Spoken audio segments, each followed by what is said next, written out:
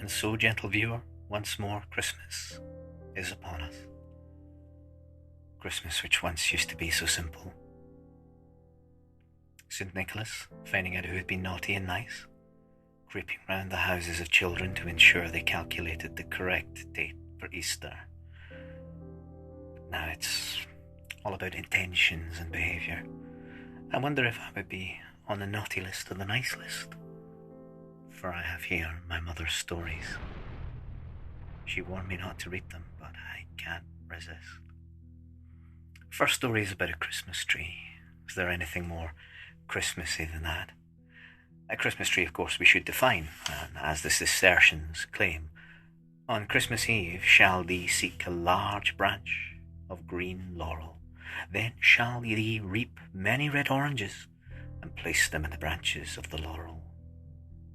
In each orange you will place a candle and hang the branch from a rope. I'm sure we all have. But this is a story about a less traditional Christmas tree with a less traditional ending.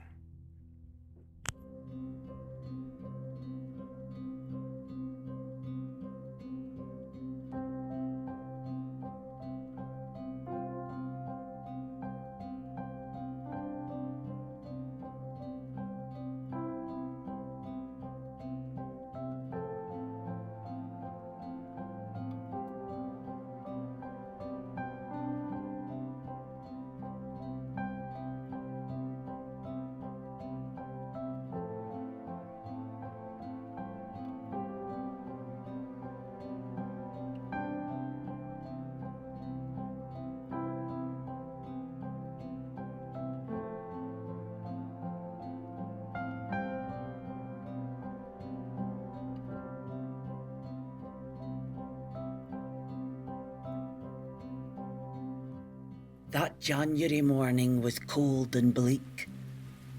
The old Christmas tree lay on her side, forgotten and forlorn at the back of the garden. She knew she had not much time left. She felt so tired. Now and then she lapsed into a dream state of happier days. Sometimes when the wind blew through her broken branches, she remembered when those same branches were held out proud and strong.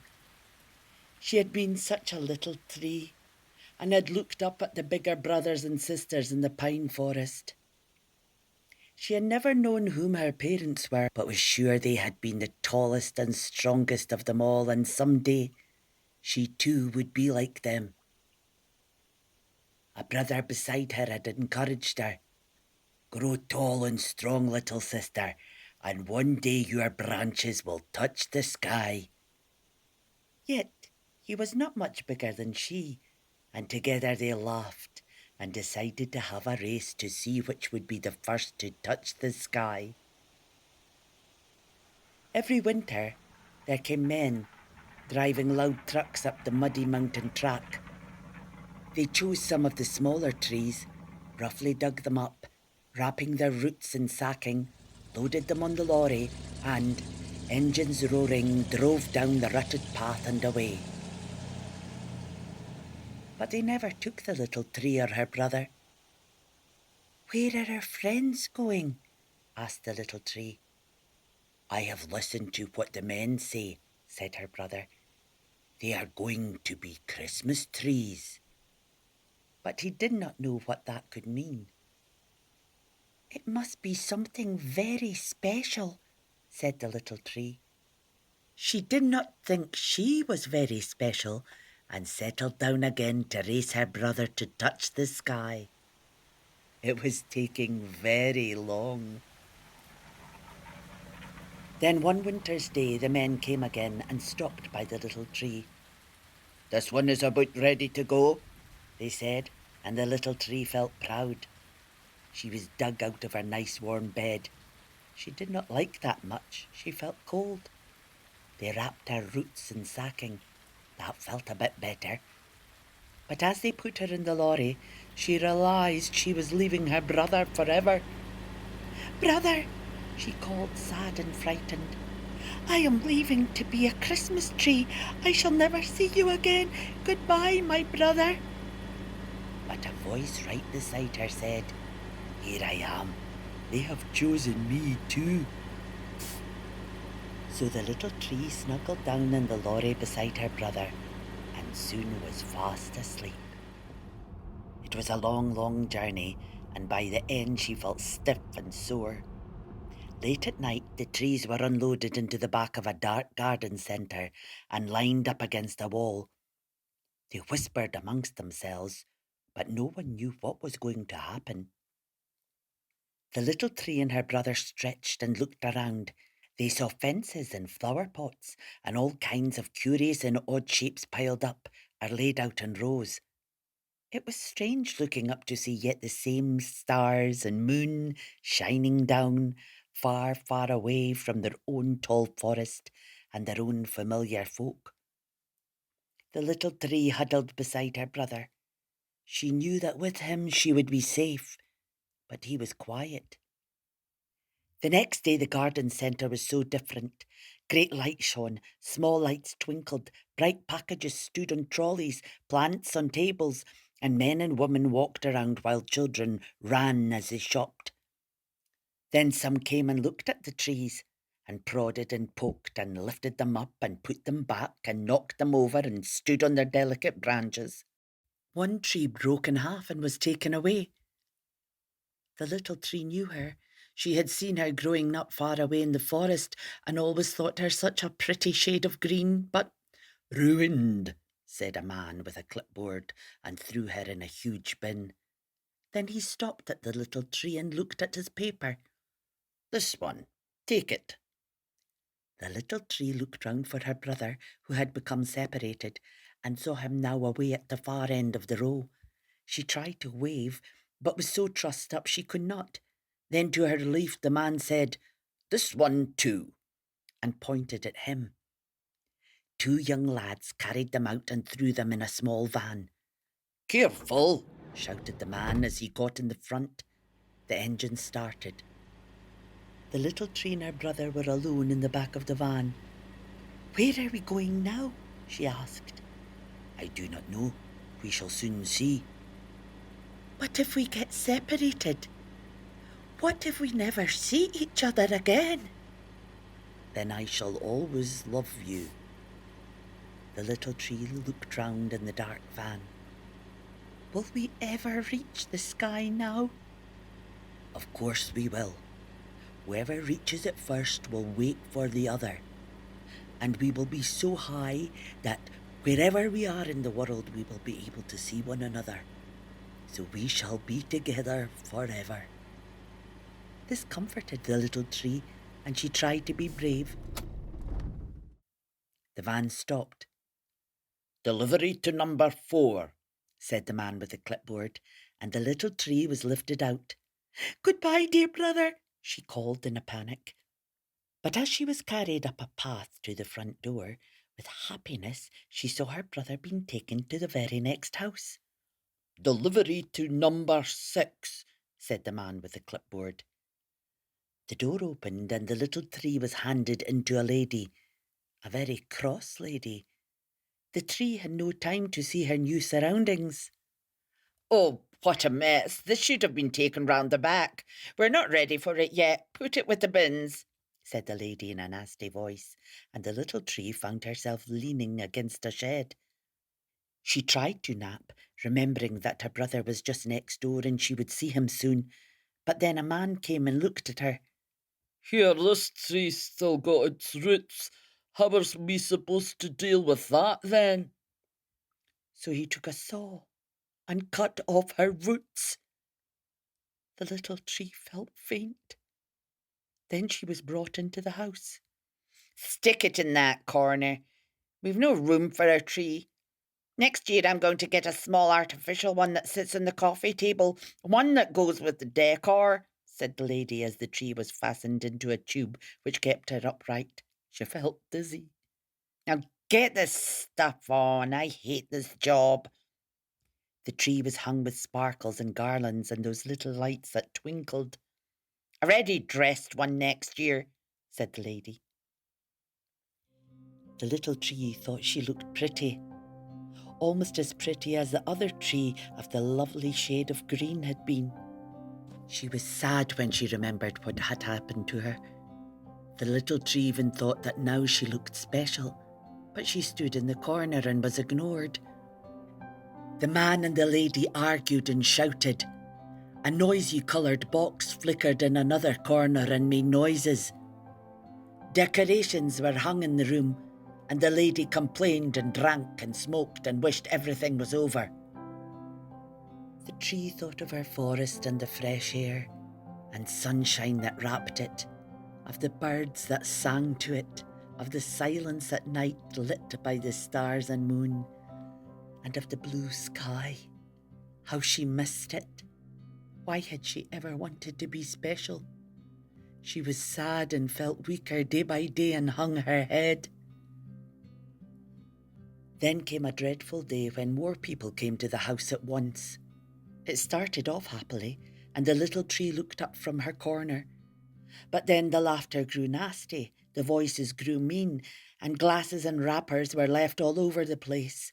Someone spilled red stuff on a white rug, and the lady grew angry and shouted about the needles all over the floor, and the tree looked down and in horror saw all her beautiful needles were falling off. "That tree's molting," someone laughed. Someone else gave her a rude shake, and more needles showered from her. He laughed and lit a lighter and tried to set fire to her branches. The tree shrank away. Then there was a fight, and the tree was pushed over, her finery all in a tangle. Angry voices were raised, but the tree heard little more as she was dragged outside in disgrace and dumped at the back of the garden, baubles, lights and all. "I'll see to it later," the man called to the lady, and the door slammed. The tree could remember little more. Since then she had got colder and weaker, and found herself dreaming more and more that she was back in the forest where she had grown. Then she heard her brother's voice. She still thought she was dreaming. Long ago, she'd given up any thought of seeing him again. She was fading fast. No more needles left, her branches turning rusty brown among the rain-soaked ruins of the garlands and sparkles. But there he was, peeping over the garden fence and looking as good as ever. "What has happened, little sister?" I heard crying. He was shocked at her appearance. "Oh no," he said in horror as he realised. "They have cut off your roots." Then he knew there was no hope. He could do nothing now, but he comforted his dying sister as best he could. He told her of his Christmas. It had been different. He had been put in a large pot. Children had sung happy carols as they made his garlands, and secrets were told as presents were hidden among his branches. Baubles and tinsel had been hung, fairy lights had twinkled, and at his side had stood a table with a little house with statues, animals, a little family, and a star. Today he had been taken outside, and the children had watched as the father had dug a great hole and planted him warmly in the garden. The little tree was happy for him. "You have grown. It looks as though you will be the first to reach the sky," she said. Her brother looked at her sad state, raised his branches to the sky, and murmured a little prayer. From somewhere up high, a snowflake fell, then another and another. Soft and delicate they fell on the gardens and covered the little tree. They lay on her naked branches and made that tinselled covering soft as down and ornate as lace. The little tree rallied for a moment. "Why," she said, "I am special again. I am dressed all in jewels and lace." In her mind's eye, the little tree began to dance. She imagined that she turned and twirled in her lacy finery. Up and up she seemed to rise. Up, away from the gardens, higher than the clouds, up to the sky. She looked down and saw her brother far, far below. "Look at me now," she called to him. "I have won the race. I have reached the sky." Her brother looked up from the shrouded form of her broken branches and murmured, "Wait for me there, little sister."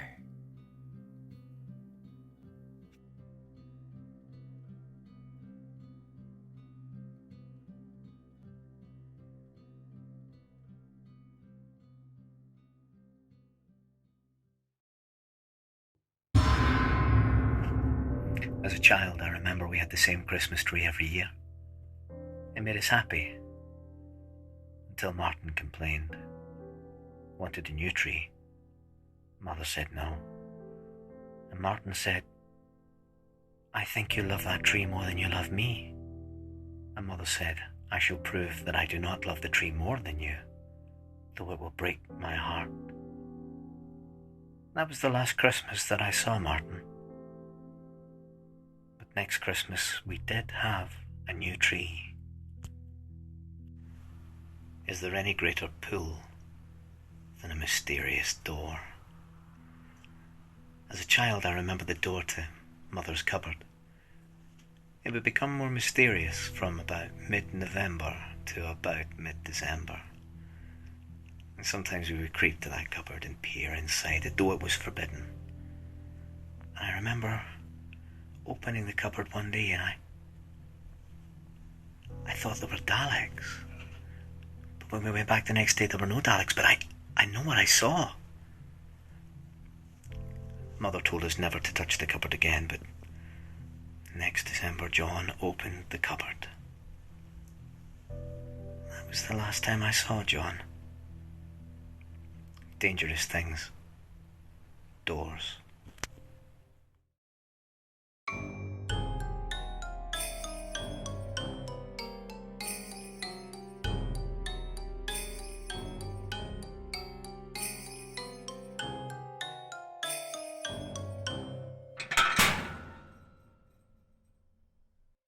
It was almost Christmas when Doris came. Middle-aged, meddling, sharp-nosed, prying Doris. But a Doris rather better off than before, had anyone but realized. Thin Doris, mean Doris. Doris as silent and selective about her past as she was loud and manipulative about her present and everyone else's future. Doris meant well, she always claimed. Maybe she really believed that. Doris noticed the house at once. That house with the curious door centering the old Victorian terrace. Others were modernized, converted into flats. Long ornamental gardens, pruned hedges, tidy, even paths leading to neatly swept steps, conscientiously kept clear of early morning frost. Fancy doors and double glazing, many bright and colourful with trees and twinkling fairy lights. Carefully, uniformly engraved rows of brassy nameplates flanked by shiny buzzers connected to individual apartments. A mixed but select community of elderly residents, single executives, young families, and a little clutch of exclusive local shops. A well-kept, attractive neighbourhood. Except for that house, number 13. In stark contrast to the rest, which had left it far behind decades ago, it retained its original Victorian condition, but decayed and metamorphosed, a parody of elegance turned decrepit by age. Bleak, brooding, and unintimidated, it loomed virtually intact. Windows, black blind eyes in sightless sockets, firmly rooted in a forgotten past, staring way beyond the insubstantial, frivolous present, out into unchanging infinity. Dingy, dusty, heavy curtains long since closed on any living world. Neither tradesman nor postman ever forced the elaborate wrought-iron gate slumping on rusting hinges. Leafy trees and bushes of bygone vogue and former forgotten fashion flourished, rampant and triumphant, towering in an overgrown, tangled garden. Eons of mouldering autumn's leaves layered pathway and the crumbling stairway leading to an ornate portico and a wooden door, a door so curiously, so elaborately, so intricately carved by some long-dead master craftsman. Nothing was ever seen around or about the house except the occasional unwise, inquisitive cat, which, wandering in, as cats do, soon shot out again with an eldritch screech, fur fluffed, tail enormous, inexplicably scared. Nothing was seen, no one looked. Incredibly, no one actually noticed, or didn't want to. Till came Doris. Doris immediately asked about it. Who owned it? Who lived there? Did they keep well? She was certain she had once seen curtains move and faces at one or other of the windows. And hadn't she heard someone knocking out at her as she passed? She was astonished at the response. No one knew. No one cared.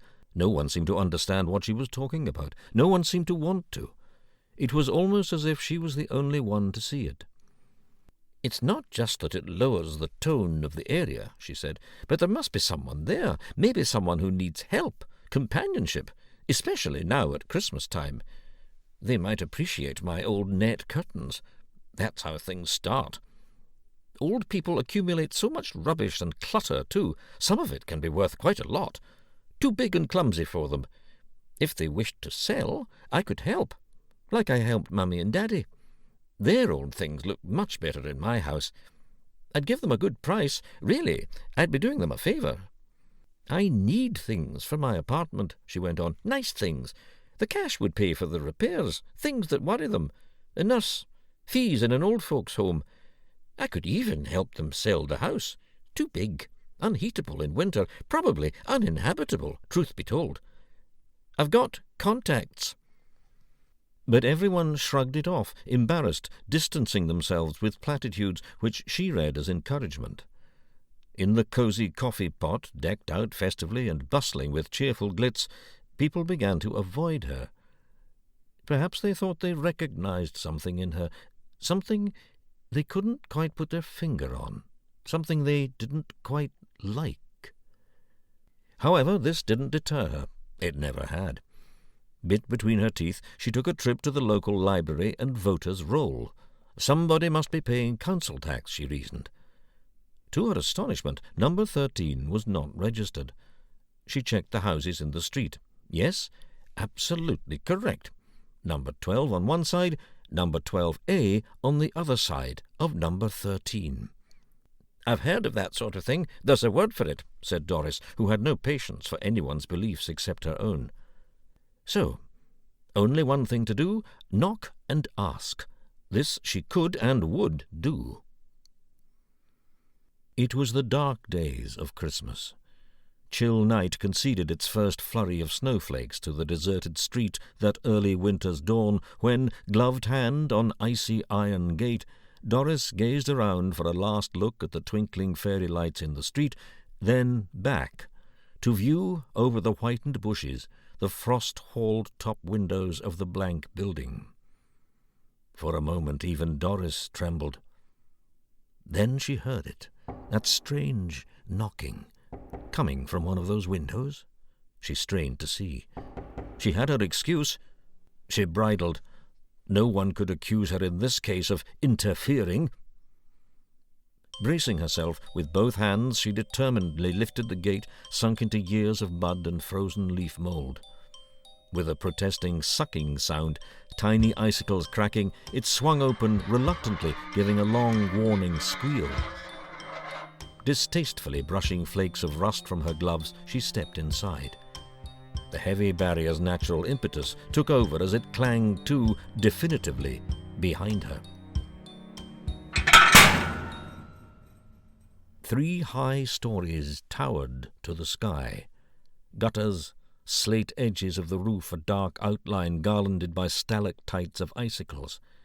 Threatening clouds contrasted silver bright above. She felt dizzy. Snowstorm brewing? She shivered. "Bushes fairly keep the light out," she said pragmatically, shaking off the chill. Rime-laced, hog-backed edging stones dotted haphazardly the pathway margin. As she stepped, she optimistically calculated their nostalgia value in pounds. Shoes scraped on gravel beneath leaves. She tightened her coat against a sudden breeze, while jagged branches waved, clutching at her hair. The house cast deep shadows as Doris concentrated on not slipping on the cheerless, treacherous decay beneath her. She looked back. Gate and street beyond looked slightly out of focus. Snow was starting to fall, now in earnest. Turning, she refocused on her quest. Here she noticed no cheery robin hopped among the bushes. No birds sang. The silence was profound. A graveyard hush. Onwards. Unkempt growth desperately barred her way, but Doris pushed determinedly through. The route seemed convoluting, twisting, unnecessarily so. Not the expected straight and narrow path. And ahead, that steep stairway of crumbling stone, bleak in ancient detritus. Again she felt cold. As the tomb. The words leapt unbidden to her mind. She shook off these fancies as unbefitting someone of her caliber, but perhaps should she try another day? The blowing snow was gusting wilder. Things did not feel quite right, and Doris liked to keep herself happy. Then again she heard that strange knocking. Batting snowflakes from her eyelids, she peered ahead, but still could see nothing. Well, I'm here anyway. I'll never forgive myself if I don't even try. Of this she was certain. Let opportunity slip once, and she would suffer. The itch would torment her forever. This she knew. If I don't get an answer, well, I've done my bit. She studied the curious door. Odd. Was it meant to be a face? Moving? Her mind playing tricks? Nonsense.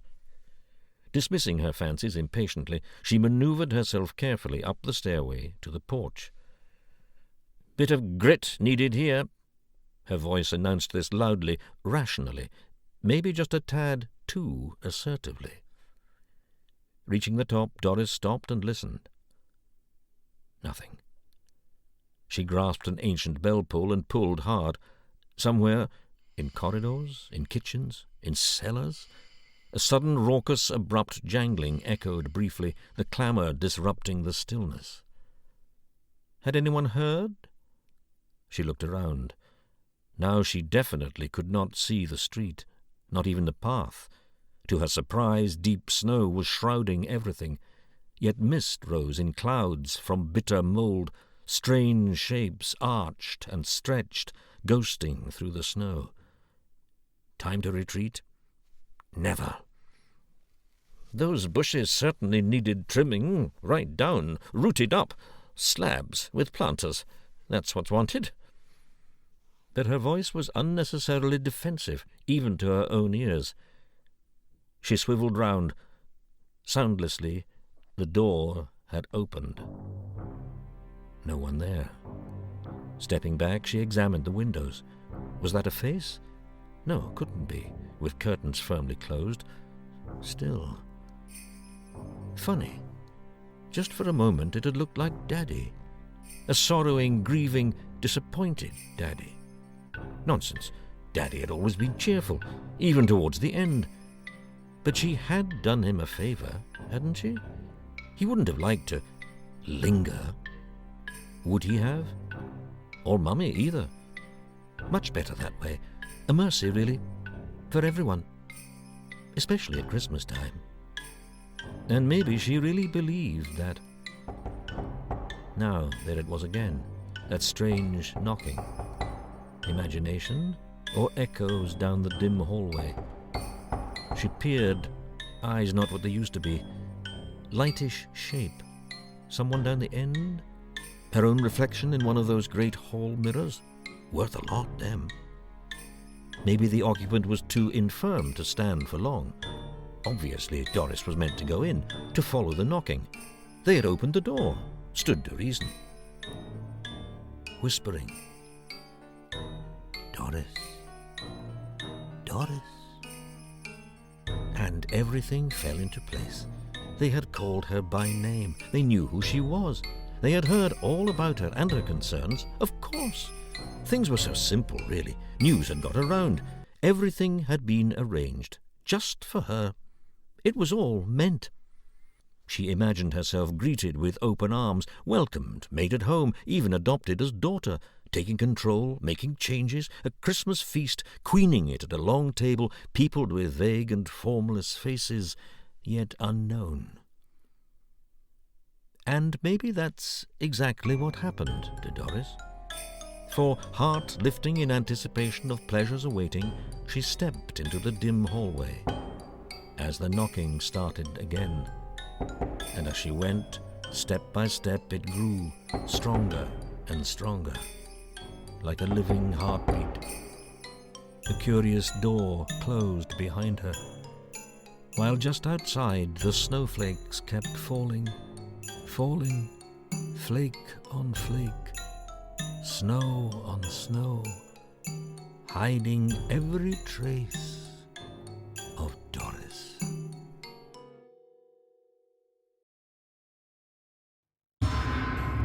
Mother's next story is about a sad story. It's said that no parent should have to bury their child alive.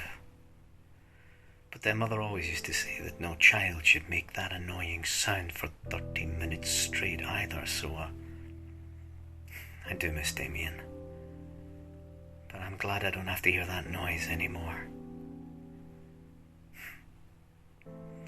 We Kilties are sometimes accused of being a little bit morbid, enjoying our graveyards too much, putting the fun into funerary rites. But it's because we believe that those who are in the ground are not gone, just sleeping. Oversleeping. Lazy.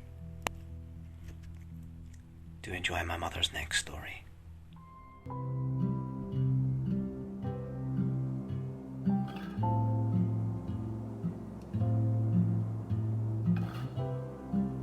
Stormy was the day again, and stormy. There would be no fishing today, even for the young ones who were fit for it.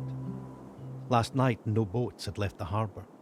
Lights blazing, horns sounding, cheered on by a crowd of winter tourists who, having feasted their eyes, hearts and emotions on the spectacle, and if not exactly unaware of all its implications, and determined denial of those dangers, could return safely themselves to the local snuggeries.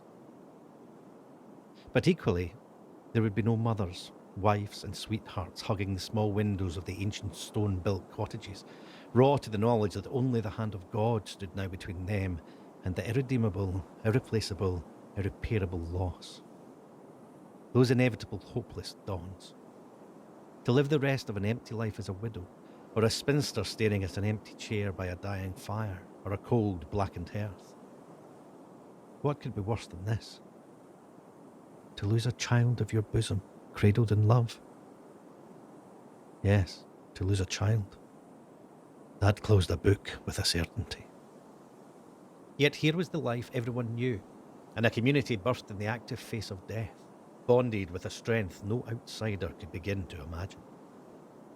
They still fiercely believed in God, when few with softer lifestyles bothered. For if there was no God, heaven help them all. Today was not a day either for the sunlit beach, with the seabirds slipping and sliding on the airways, mewing and calling. For the blue sea rhythmically breaking under a bluer sky. For the reassuring background of the gentle surf, while he sat picturesque in an upturned fish box beside his gaily painted dinghy, bedecked with lobster pots and creels, ripe, pipe in mouth for a passing tourist's snapshot. It might never be again. Good. He was tired of acting, of performing the empty pastiche of the life which had once consumed him utterly. He was tired of it all, tired of the sea. And when a man was tired of the sea...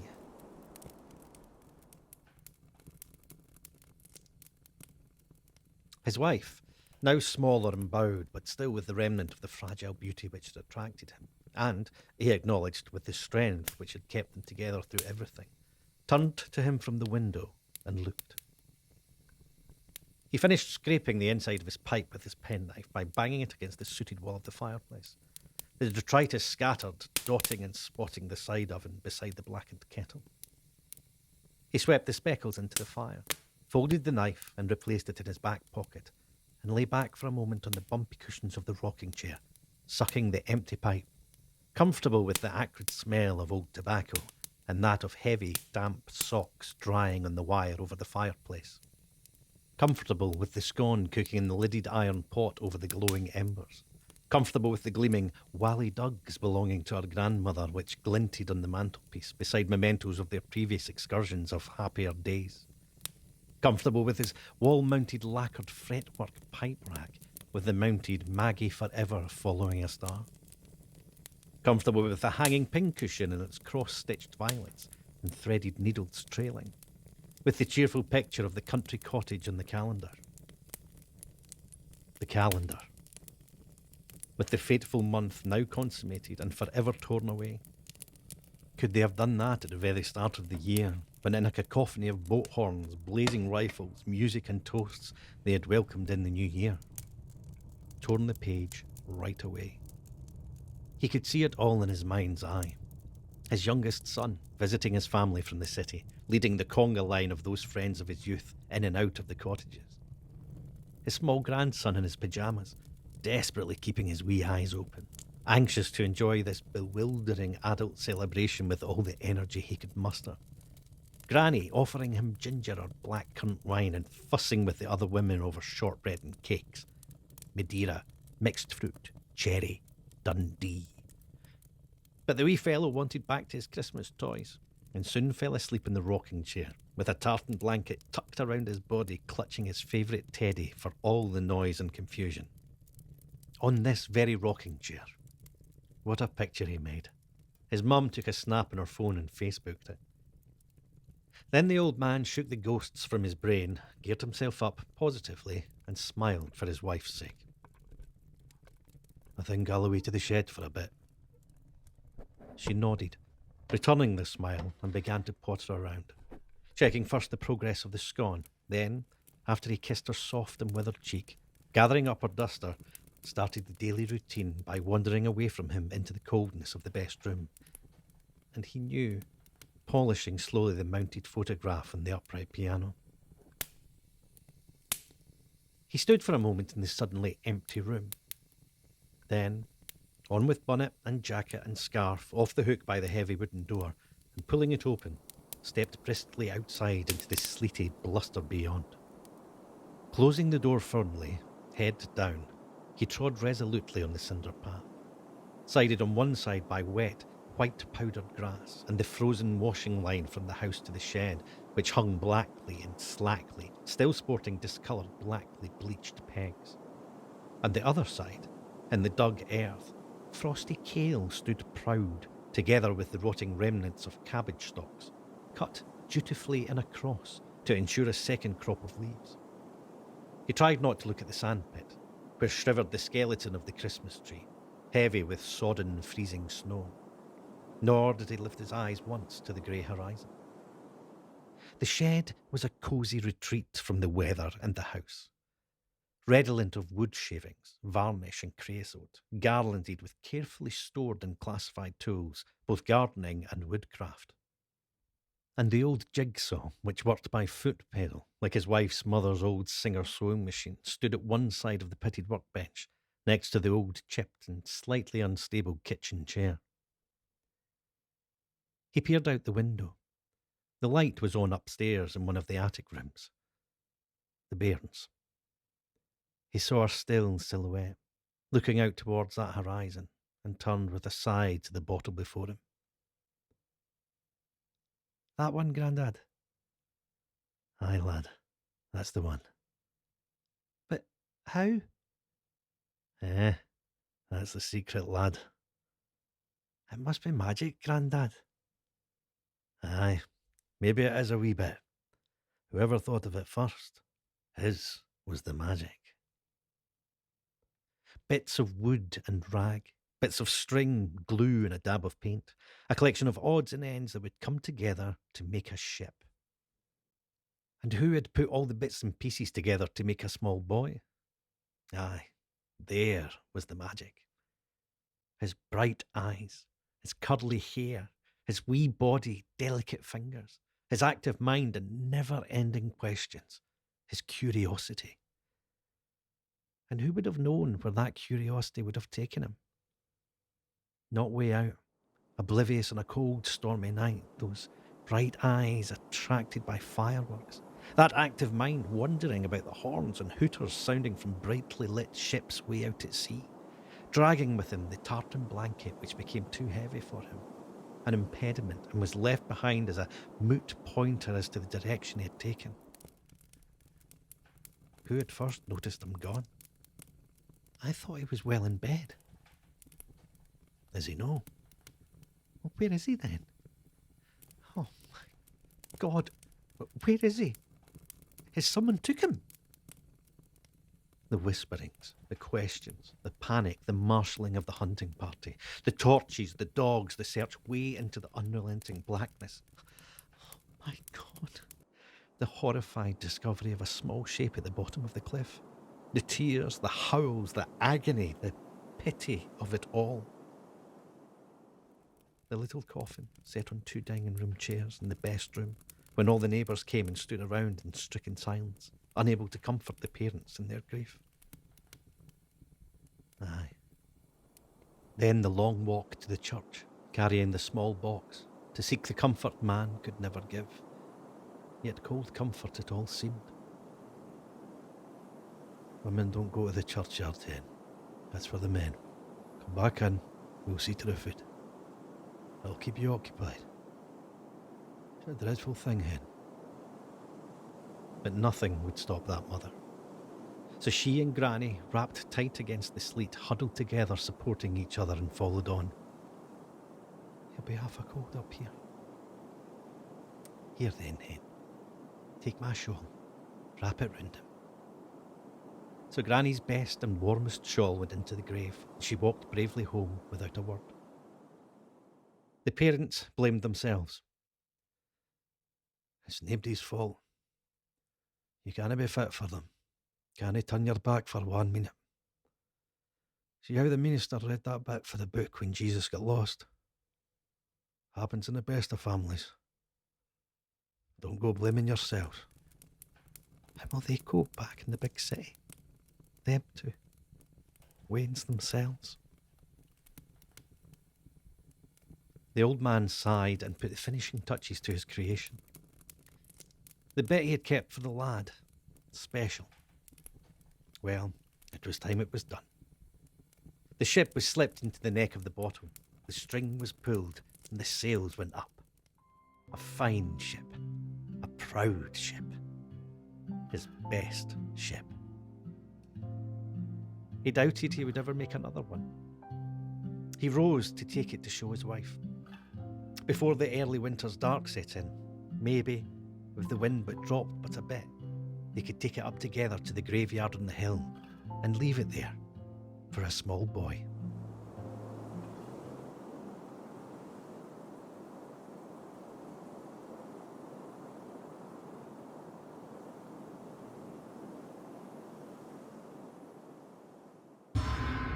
I do hope you have enjoyed my mother's stories. I was forbidden to read them, but I think I made the right decision in sharing them.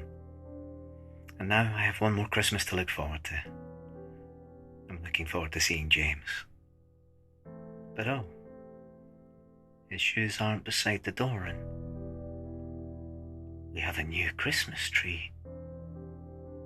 And Father has laid a new patio in winter. How strange. But I shall leave you there with one final warning. For my mother told me not to read her stories, and she said that if I did read her stories, she would make me stop.